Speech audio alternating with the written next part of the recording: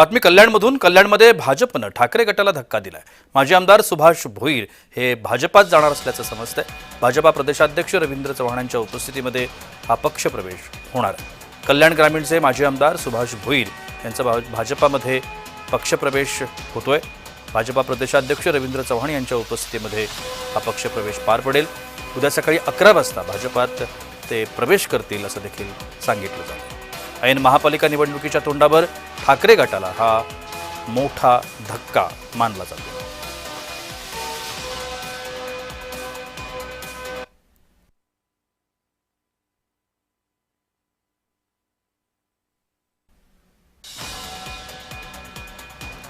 कल्याणमधून ही बातमी आहे. माजी आमदार सुभाष भोईर हे भाजपाच्या वाटेवर आहे. उद्या सकाळी 11 वाजता रवींद्र चव्हाणांच्या उपस्थितीमध्ये ते भाजपमध्ये प्रवेश करतील. ठाकरे गटाकरता कल्याणमध्ये हा सगळ्यात मोठा धक्का मानला जातो.